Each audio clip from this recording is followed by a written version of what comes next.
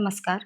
आज इस वीडियो में हम कक्षा 12वीं की पुस्तक कंतरा की कविता सरोज स्मृति के बारे में पढ़ेंगे। कवि सूर्यकांत त्रिपाठी निराला जी द्वारा रचित है। इसी का एक और भाग है गीत गाने दो मुझे, वो इससे पहले की वीडियो में मैं एक्सप्लेन कर चुकी हूँ। ये जो कविता है सरोज स्मृति, ये निराला जी की जो पुत्री है सरोज, उसके ऊपर अवतरित है। सरोज स्मृति ये जो कविता है निराला की दिवंगता पुत्री सरोज पर केंद्रित है, यानी जो गुजर चुकी है, मर चुकी है।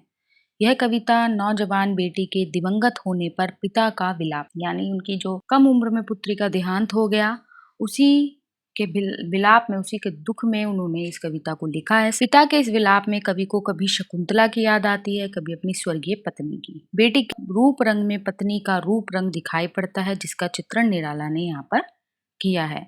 यही नहीं, इस कविता में एक भाग्यहीन पिता का संघर्ष, समाज से उसके संबंध, पुत्री के प्रति बहुत कुछ न कर पाने का अकर्मण्यता बोध भी प्रकट हुआ है। इस कविता के माध्यम से निराला का जीवन संघर्ष भी प्रकट हुआ है।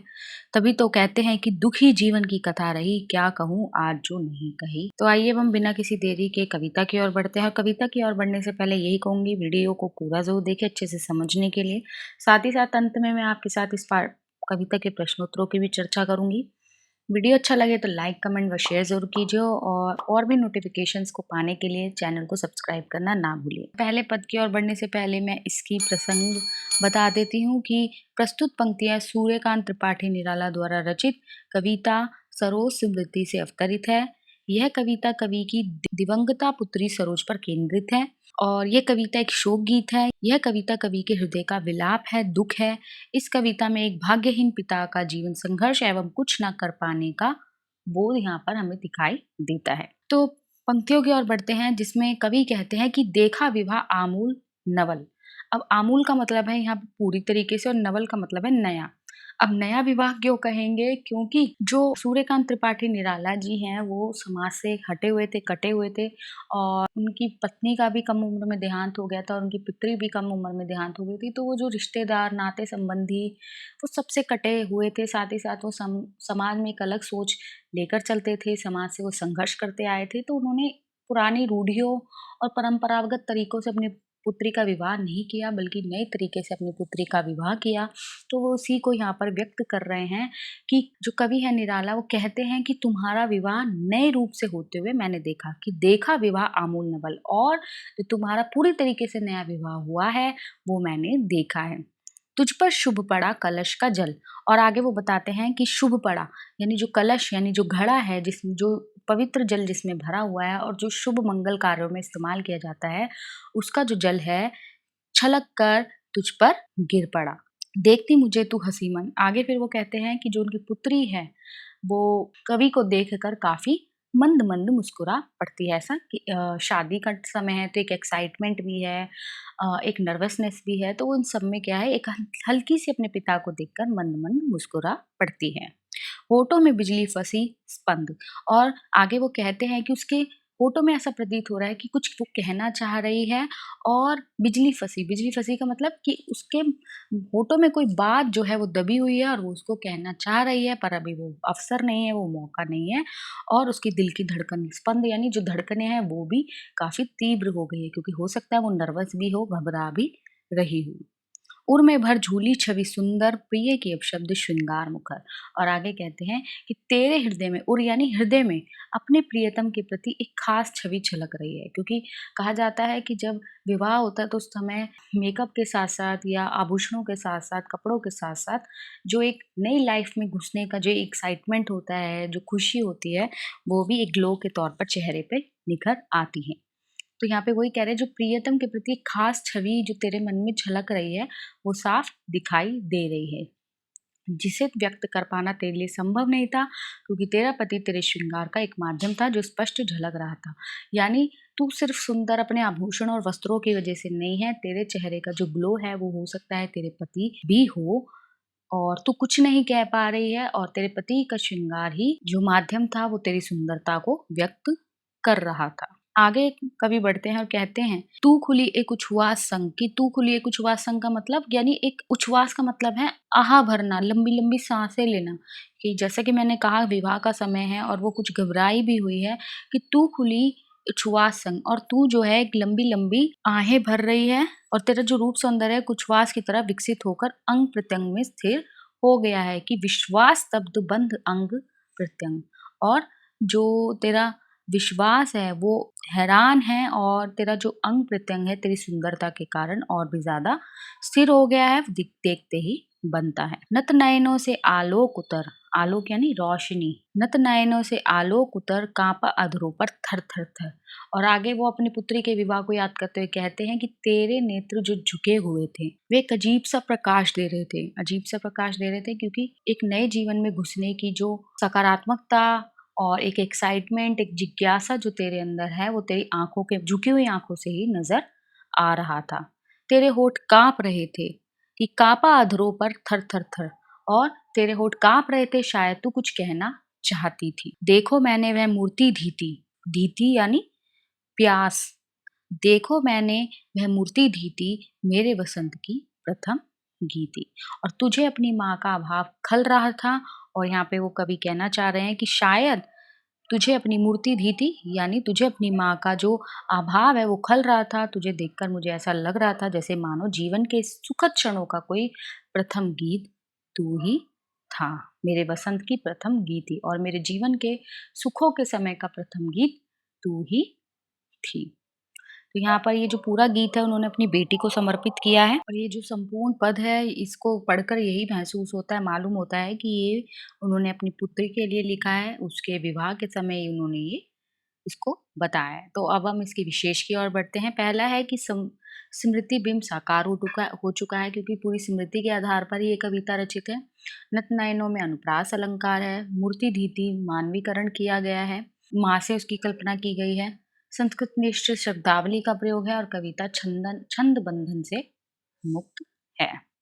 दूसरे पद की ओर बढ़ते हैं जिसमें है कि श्रृंगार रहा जो निराकार, रस कविता में उच्च वसित धार। इस काव्यांश में कवि ने पुत्री सरोज के सौंदर्य में अपनी पत्नी के रूप रंग की झलक देखी है, और विवाह की सादगी का भी यहाँ चित्रण हुआ है कि किस तरीके से उन्होंने किस सादगी से अपनी पुत्री का विवाह किया था। कि श्रृंगार रहा जो निराकार, निराकार अर्थात जिसका कोई आकार ना हो, कि कवि को अपनी पुत्री के श्रृंगार में वही श्रृंगार दिखा जो आकार रहित रहकर उसकी कविता में रस भरता है, कि रस कविता में उच्च वसित धार और उसकी कविता में सौंदर्य उत्पन्न करता है, उसकी कविता में सौंदर्य का निर्माण करता है।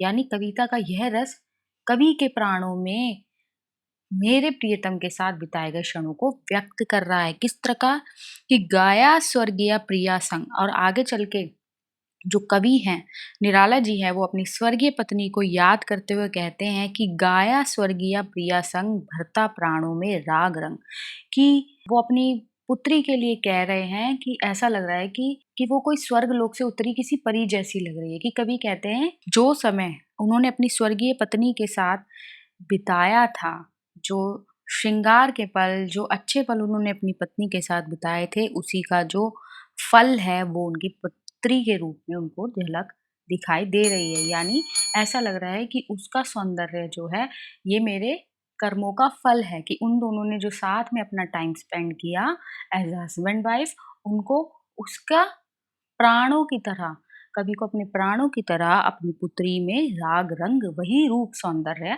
नजर आ रहा है। आगे कवि कहते हैं कि रति रूप प्राप्त कर रहा वही, रति रूप, रति कहा जाता है कामदेव की पत्नी, यानी कामदेव की पत्नी सबसे सुंदर मानी जाती थी, तो उसके जैसी सुंदर, कि रति रूप प्राप्त कर रहा वही, यानी वो अपनी पुत्री की सौंदर्य की तुलना रति के साथ कर रहे हैं, कि आकाश बदल कर बना मही। और आगे वो कहते हैं कि उनकी पुत्री जो है इतनी ज़्यादा सुंदर प्रतीत हो रही है जैसे मानो कोई स्वर्ग से उतरी अप्सरा हो, यानी रति जो थी स्वर्ग की ही एक अप्सरा थी, और उसका सौंदर्य इतना ज़्यादा मनमोहक था जिसका वर्णन करना आसान नहीं था। यानी इतनी ज़्यादा वो सुंदर प्रतीत हो रही थी विवाह के समय, जो अवर्णनीय है, जिसको व्यक्त नहीं किया जा सकता, जिसके सौंदर्य का वर्णन नहीं किया जा सकता। आगे चल के वो विवाह की जो सादगी है उसका वर्णन करते हुए कहते हैं कि कोई थे नहीं ना आमंत्रण, और आगे कहते हैं कि विवाह में कोई भी मौजूद नहीं था, कोई सगे-संबंधी नहीं थे, कोई नहीं था। था भेजा गया विवाह राग, और ना ही किसी को कोई आमंत्रण भेजा गया, ना ही किसी तरीके के जो गीत गाए जाते हैं विवाह के समय, कोई गीत नहीं गाए गए, रात में जो रत जगा होता है वो नहीं हुआ। बर रहा ना घर निशी दिवस जाग, और ना ही घर में निशी दिवस जाग, यानी रात भर जगकर भी किसी तरह का कोई संगीत नहीं हुआ। बहुत ही साधारण तरीके से विवाह जो था वो हुआ। प्रिय मौन एक संगीत भरा। और कवि कहते हैं कि उनकी पुत्री का विवाह बहुत ही साधारण तरीके से संपन्न हुआ था। संपूर्ण विवाह में अगर कुछ अच्छा था तो वह था मौन, जो एक संगीत के रूप में शांत तरीके से संपूर्ण विवाह को संपन्न कर रहा था। कि मौन एक संगीत भरा, कि उस सन्नाटे में भी, उस शांति में भी ऐसा लग रहा था कि एक मंद मंद सा जो संगीत है वो बज रहा हो और नव जीवन के स्वर पर उतरा। और इन जो ये मौन था, ऐसा लग रहा था कि इस नव दंपति को अपने जीवन प्रवेश करने की नई-नई प्रेरणा दे रहा हो, उनको अपना आशीर्वाद दे रहा हो। इसके विशेष की ओर बढ़ते हैं। पहला है, निराला जी की कल्पना शक्ति देखते ही बनती है। सरोज के सौंदर्य की विशिष्टता को साकार किया गया है। राग रंग रति रूप में अनुप्रास अलंकार है, और स्मृति बिंब मूर्तिमान उठा है। भाषा सरल एवं सुबोध है। तीसरी पंक्तियाँ कुछ इस प्रकार है कि माँ की कुल शिक्षा मैंने दी। आगे जो निराला जी है वो कहते हैं कि अपनी स्वर्गवासी पुत्री सरोज को याद करते हुए कहते हैं कि तेरे जीवन में तेरी माँ का अभाव भी मैंने ही पूरा किया। कि माँ की कुल शिक्षा मैंने दी, और उन्होंने एक माँ की जो शिक्षा अपनी पुत्री को देती है वह शिक्षा भी कवि ने ही अपनी पुत्री को दी। एक माँ का फर्ज भी कवि ने ही निभाया था। पुष्प सेज तेरी स्वयं रची, और विवाह के बाद जो पुष्प शैया जो सजाई जाती थी वह भी कवि ने ही अपनी पुत्री के लिए सजाई। सोचा मन में वह शकुंतला, पर पाठ अन्य यह अन्य कला। और फिर निराला ने शकुंतला की तुलना अपनी पुत्री सरोज से की है, और सरोज की तरह शकुंतला भी जो थी माँ विहीन थी, इसलिए उन्होंने शकुंतला की तुलना जो है अपनी पुत्री से की थी। किंतु कर्ण ऋषि की पुत्री शकुंतला एवं कवि निराला की पुत्री सरोज के जीवन में थोड़ा सा बदलाव था। कि पर पाठ अन्य यह अन्य कला, कि तुम दोनों, वो पाठ एक अन्य पाठ था, यानी वो एक अन्य स्टोरी थी, वो उसके पीछे का अन्य आधार था, और तेरी स्टोरी जो है अलग है। और उनमें क्या अंतर है? वो यह अंतर था कि शकुंतला की माता स्वयं अपनी इच्छा से उसे छोड़कर चली गई थी, लेकिन जो तेरी माँ थी, जो सरोज की माँ थी, वो अकाल मृत्यु का ग्रास बन गई थी। आगे कवि बढ़ते हैं और कहते हैं कि कुछ दिन रह ग्रह तू फिर समूद, समूद यानी खुशी के साथ। और वो कहते हैं कि विवाह के कुछ दिनों के बाद ही तू अपनी नानी के साथ, यानी खुशी के साथ बैठी नानी की स्नेह गोद। और खुशी के साथ ही नानी के साथ पाने के लिए, अपनी खुशी जाहिर करने के लिए कि विवाह के बाद वो कितनी खुश है, अपनी ननिहाल चली गई, कि बैठी नानी की स्नेह गोद। मामा मामी का रहा प्यार, और जो मामा मामी थे उन्होंने भी अश्रु से स्वागत किया, कि भर जलद धरा को ज्यो अपार। और जिस प्रकार जो वर्षा है वो अपना धरती को प्यार दिखाने के लिए भरपूर रूप से वर्षा करती, उसी प्रकार जो तेरे मामा मामी थे अश्रुओं से उन्होंने तेरा, यानी इमोशनल हो गए और तेरा वेलकम उन्होंने किया। आगे जो कवि है वो कहते हैं कि वे ही सुख दुख में रहे न्यस्त, कि जो तेरे मामा मामी थे वही तेरे सुख दुख में उन्होंने तेरा साथ दिया, तेरे रक्षक रहे, तेरे रक्षण का कार्य उन्होंने किया। वे ही सुख दुख में रहे न्यस्त, न्यस्त यानी निहित, तेरे हित सदा समस्त व्यस्त, और तेरे ही हित के लिए सदा सोचते रहे, तेरे ही लिए वो हमेशा व्यस्त रहे। वह लता वही की कला वही जहाँ कली, तू खिली स्नेह से हिली पली, अंत भी उसी गोद में शरण ली, मूंदे दृगवर महामरण। और वहाँ आगे कवि कहते हैं कि वह लता वहीं की, वह यहाँ कहा गया है सरोज की माँ को, कि जो सरोज की माँ थी अपने कुल की लता थी, और तू उसकी कली थी, जो तू कली थी, तू वहीं पर पली बड़ी, वहीं पर तेरा लालन पालन हुआ, वहीं पर तेरा पोषण हुआ।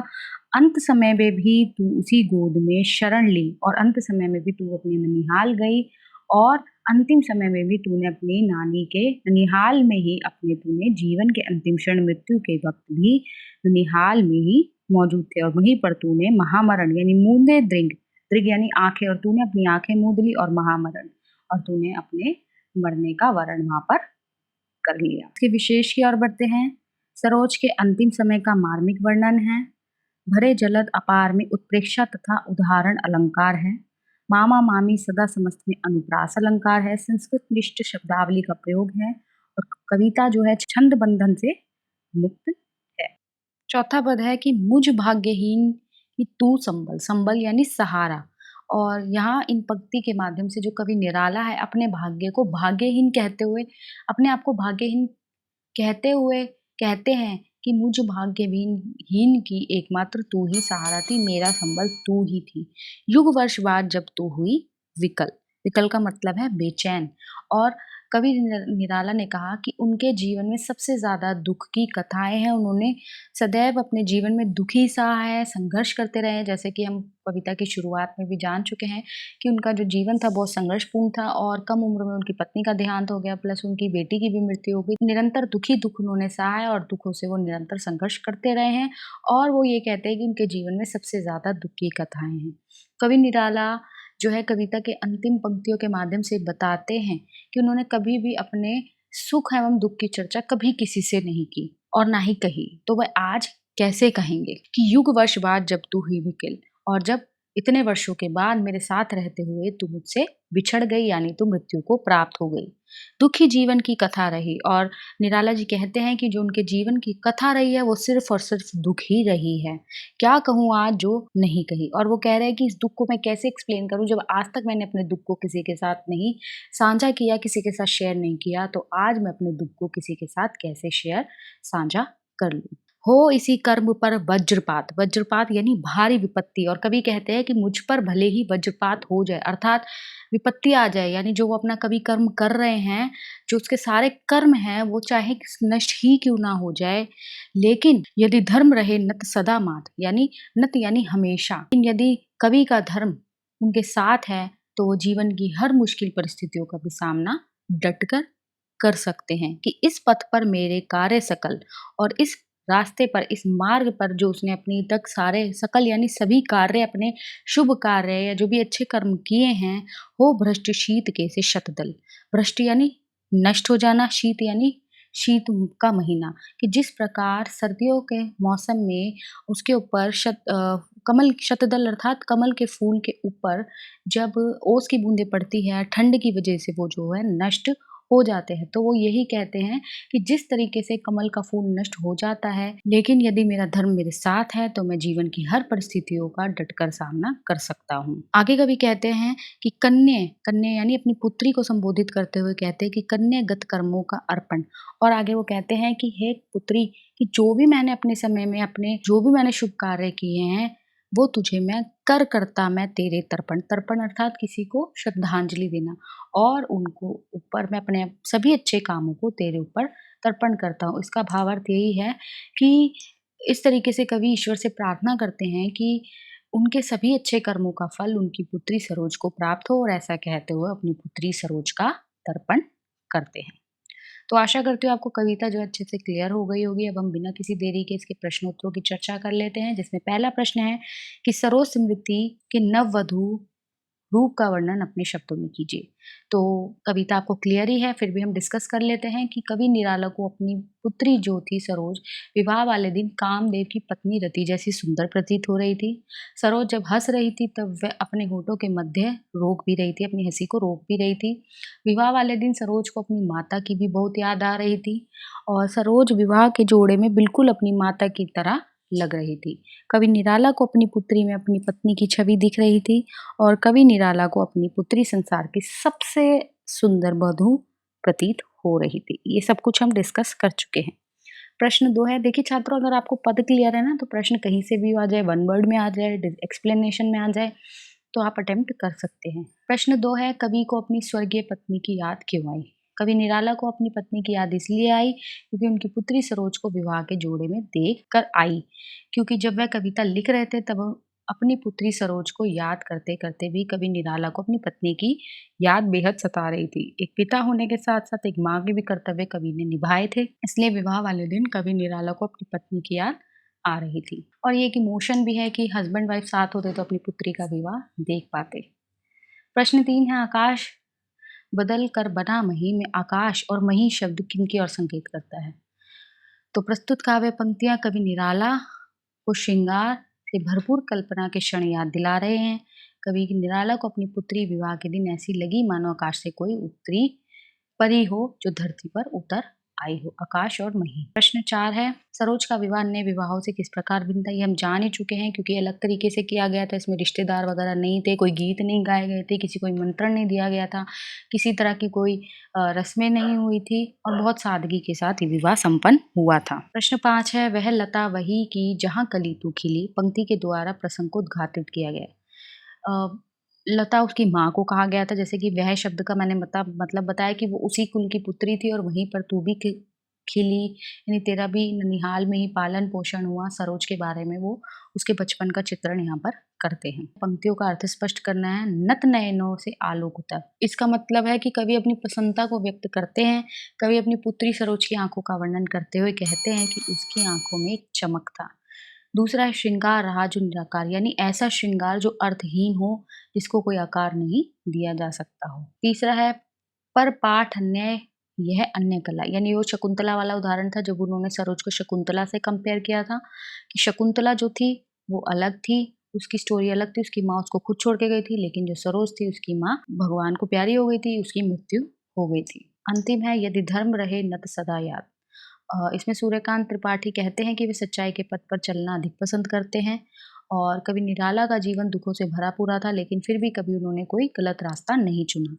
कि कहा था ना, इस पथ पर मेरे कार्य सकल, और उसने अपने इसी पथ पर सच्चाई के रास्ते पर चलकर ही सारे रास्तों को कार्य पूरा किया। उन्होंने धर्म का साथ दिया और हमेशा सत्य के पथ पर अग्रसर रहे। अंत में कवि ईश्वर से प्रार्थना करते हैं कि उनके सभी अच्छे कर्मों का फल उनकी पुत्री को प्राप्त हो और अंत में वे अपनी पुत्री की श्रद्धांजलि करते हैं, उसका तर्पण। तो आप ये सोच रहे होंगे कि मैम ने बहुत जल्दी-जल्दी डिस्कस कर लिया। देखिए छात्रों, मैंने सिर्फ़ आपको, मैं बार-बार कहूँगी, आपको पद अच्छे से क्लियर होना चाहिए। पद क्लियर है, उसका भावार्थ क्लियर है, उसका अर्थ क्लियर है, तो आप किसी भी तरीके से प्रश्न आ जाए, आप क्लियर कर लेंगे। मैं बार-बार अपनी वीडियोज़ में कहती हूँ और होपफुली आपको वीडियो जो है अच्छे से समझ आई होगी।